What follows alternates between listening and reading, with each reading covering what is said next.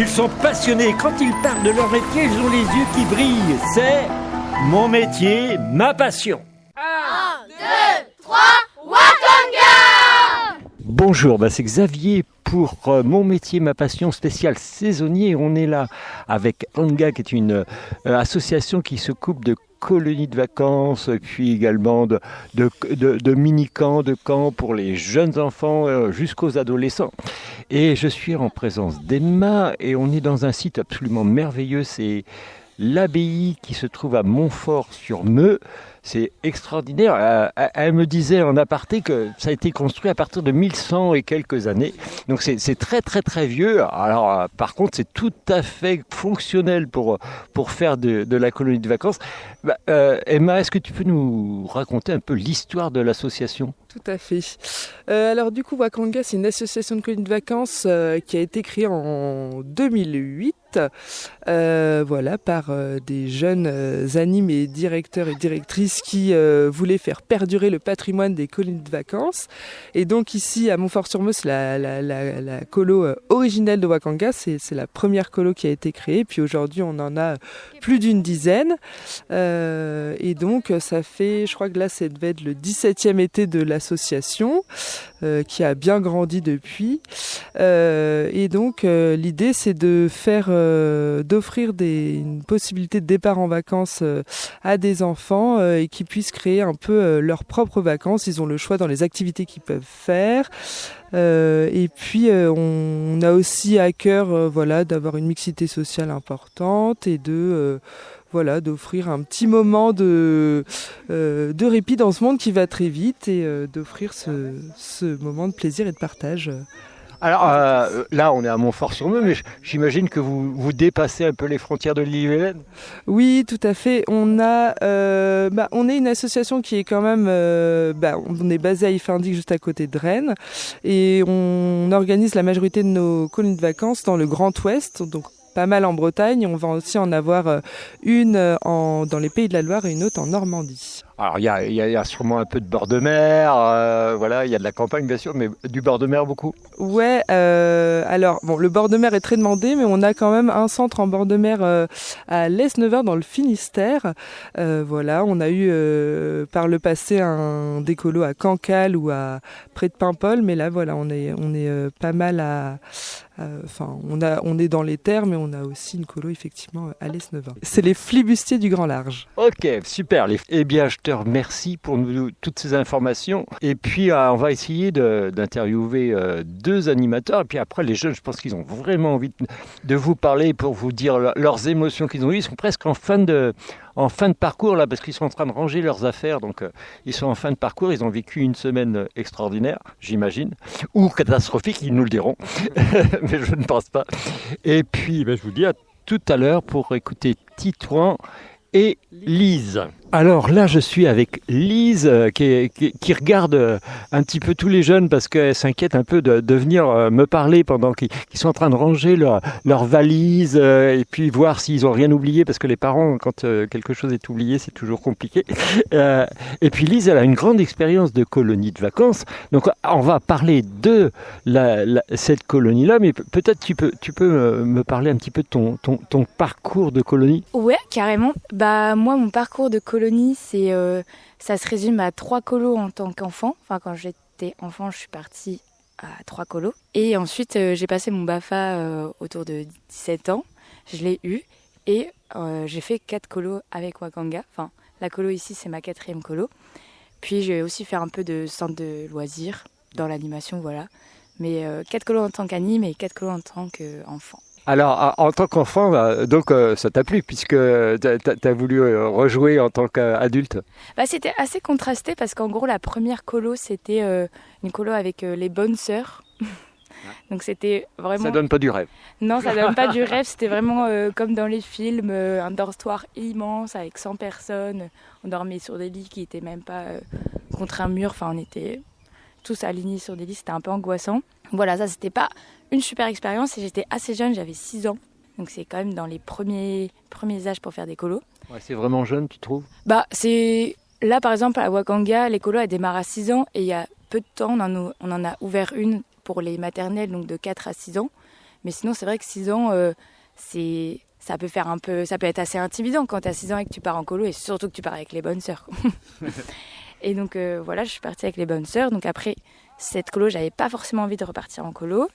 Mais vers l'adolescence, donc à 14 ans et à 17 ans, je suis repartie en colo et ça m'a super plu. Et je pense que c'est ça qui m'a donné envie de passer mon BAFA aussi. C'est vrai qu'aussi qu'à 14 ans et 17 ans, les activités sont très très différentes. Elles sont plus libres, plus naturelles, plus envoûtantes aussi. Qu'est-ce que tu as fait comme... en général, pour les 14-17 ans, il y a des thématiques. Tu as fait quoi comme thématique? Eh bien, figure-toi que je suis partie avec Wakanga en tant qu'enfant. Ah ouais, donc je suis partie avec Wakanga et après j'ai été animatrice avec eux. Et donc la première colo que j'ai fait avec eux, c'était à l'île de Saint. Donc une colo à la mer en mode kayak. On avait fait du kayak plusieurs fois et on allait se baigner peut-être, je me souviens plus si on s'est baigné, mais en tout cas on a fait du kayak, on était en camping, sur une petite île, on faisait nos repas, on faisait notre vaisselle, donc c'était une vie quotidienne très conviviale. Et après la deuxième colo, j'ai eu la chance de partir en République tchèque. On a fait un road trip en République tchèque en mode un séjour en itinérance. On avait choisi 3 villes dans la République tchèque et on a vagabondé entre ces 3 villes. Voilà. Ça, c'est le truc de dingue quand même. Ouais, ça c'était assez exceptionnel. Bon, alors donc ça t'a donné envie d'être animatrice, tu as passé ton BAFA. Est-ce que tu avais envie de faire ton BAFD ou pas? Le BAFD, c'est pour les directeurs de... Oui. Et bah justement, j'étais un peu... Enfin, vis-à-vis du BFD, je me suis dit, ok, cet été, j'essaye de voir si j'ai envie de le passer parce que là, moi, j'ai 22 ans. Donc, si j'ai envie de le passer, il faudrait commencer à se poser la question pour pas qu'il soit trop tard après. Et là, en plein séjour, j'ai pas trop envie de le passer. Mais peut-être que l'hiver prochain, quand la colo sera là, moi, je serai en mode « Ah non, ça me manque, ok, je vais passer le BFD, comme ça, je vais avoir encore plus d'expérience et plus d'opportunités. » Mais j'hésite un peu, en vrai, je suis pas sûre parce que c'est vraiment beaucoup Et aussi plus de responsabilités, c'est peut-être ça qui te fait peur? Ouais, c'est ça, les responsabilités, l'enjeu aussi.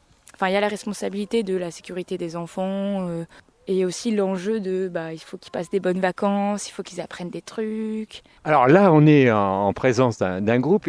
Ils ont quel âge et qu'est-ce que vous avez fait pendant la semaine? Alors, notre groupe, il a entre 12 et 14 ans. Donc, c'est 16 jeunes entre 12 et 14 ans. Et dans la semaine, on est allé bivouaquer à Saint-Malo. C'est-à-dire que jeudi, on a pris le train pour aller à Saint-Malo. On est allé dans un camping à Saint-Malo au bord de mer. On a fait une journée dans l'intramuros, baignade et tout. Et on est rentré le samedi matin à l'abbaye. Et sinon, les autres jours, on a fait des activités plutôt classiques avec la forêt, un grand jeu en forêt, un atelier cuisine. Et si petit truc original, on est allé au lac de Tremelin qui est tout proche d'ici pour faire une baignade. Les Rennais et les gens d'Ille-et-Vilaine connaissent très très bien l'étang de Tremelin parce qu'il y a plein d'activités. Complètement, c'est ça. On a pu profiter du parcours d'Acrobranche et de la baignade du lac de Tremelin. C'était un groupe facile, toi qui as un peu d'expérience ou pas? Parce que des fois, c'est pas si simple. Oui, complètement. C'était un groupe, la particularité de ce groupe, c'était qu'il y avait beaucoup c'était un groupe très divers dans les parcours de vie des jeunes et dans leur construction. Il y a une grande diversité sociale. Ouais, c'est ça, une grande diversité sociale et culturelle. Et donc, l'enjeu de la colo, c'est un peu de réussir à faire un groupe où tout le monde se parle, où on met de la convivialité. Et donc là, c'était peut-être un peu compliqué, c'était un peu le challenge en début de séjour de réussir à faire que ces gens complètement différents. À créer une mayonnaise avec ces ingrédients très différents. Ouais, c'est ça, complètement. Ok, je te remercie. Je te souhaite plein de bonnes choses après. Alors, tu as fait un master, on m'a dit aussi quand même, je trouve ça important, en architecture. Et pourtant, ton master, il traite des colonies de vacances. Oui. Il y a une guêpe, mais on va s'en sortir. Ouais. Et après, j'ai pas fini mon master. Il me reste encore 1 an, oui, 1 an et demi, pardon. Mais en gros, c'est ce mémoire sur les colonies de vacances, il est venu de un peu la double casquette que j'ai entre mon parcours d'architecte avec mes études et mon parcours d'animatrice avec mes colos et mon BAFA et mes colos en tant qu'animatrice. Et faut savoir qu'il y a quand même une grosse histoire sur le patrimoine bâti des colos qui est en train de disparaître parce que les associations perdent en fait leur patrimoine foncier. Et donc en fait, comment on compose avec tous ces bâtiments qui tombent en ruine et en même temps, qu'est-ce qu'on peut créer comme nouveau patrimoine peut-être plus léger, moins coûteux, je sais pas. Là, je comprends beaucoup mieux le lien. En effet, parce que les colonies de vacances ont beaucoup perdu en activité depuis une dizaine d'années. Ouais. Et pourtant, elles avaient un patrimoine très, très important. Ouais. C'était un patrimoine ancien, comme ici, 1100 et quelques années, le lieu ici.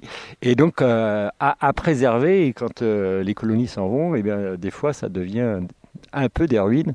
Et donc, c'est un vrai travail d'architecte pour garantir et faire perdurer ces lieux-là. Complètement, oui. Et puis, un travail pour garantir et faire perdurer et voir comment on peut aussi... en soi, l'écolo, c'est que l'été. Donc, qu'est-ce qu'on en fait l'autre partie de l'année et comment, du coup, on peut trouver des mutualisations de services ou dans des communes, comment elles peuvent rassembler plusieurs services pour faire tourner des équipes ou faire tourner des usages.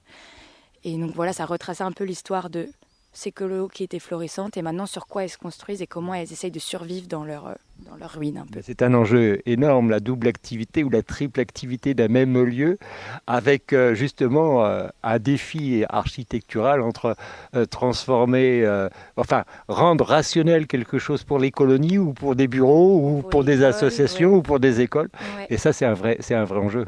Complètement, et justement dans mon mémoire il y a une petite partie sur ça, sur la plupart des colos. Donc là par exemple Wakanga, elles s'installent dans des lieux qui sont soit des internats ou des anciennes écoles ou des centres de formation, et donc dans leur architecture c'est un peu des espaces assez coercitifs où il faut pouvoir surveiller, voir. Donc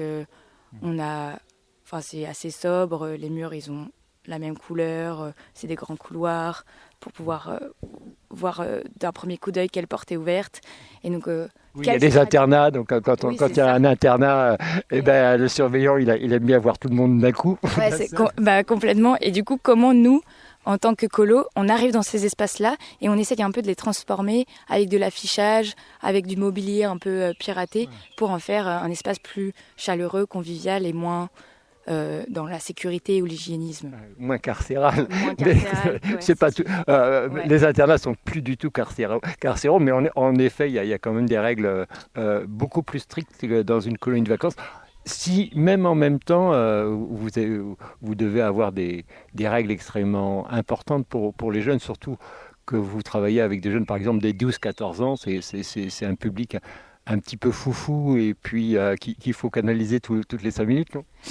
Ouais, vis-à-vis des normes, vous voulez dire ?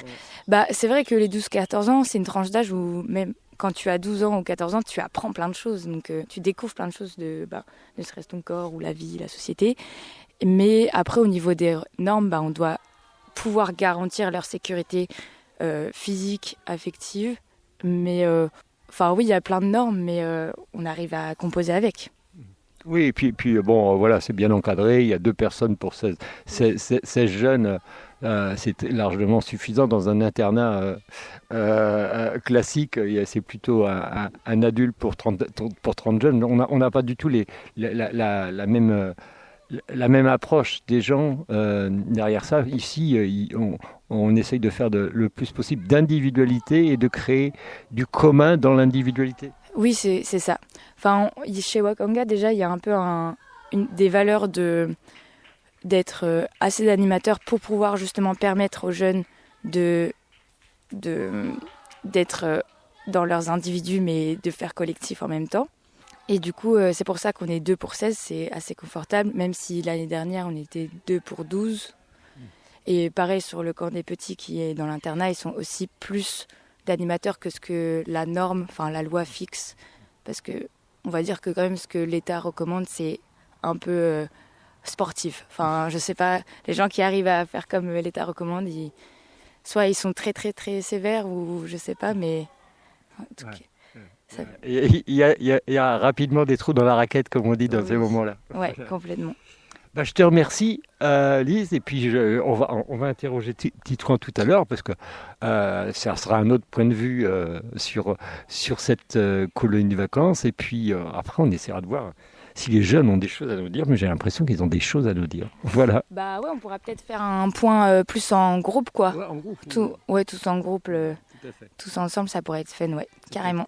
Ça pourrait être cool. Merci beaucoup. De rien. Eh bien, merci Emma, merci Lise pour ce moment sympathique du Watanga pour cette première émission. Et puis la semaine prochaine, comme on a pris plein de plaisir à être avec eux, on va continuer avec Titouan et les enfants qui vont nous exploser la tête avec leurs réflexions. Je vous souhaite une bonne semaine et je vous dis à la semaine prochaine pour Watanga.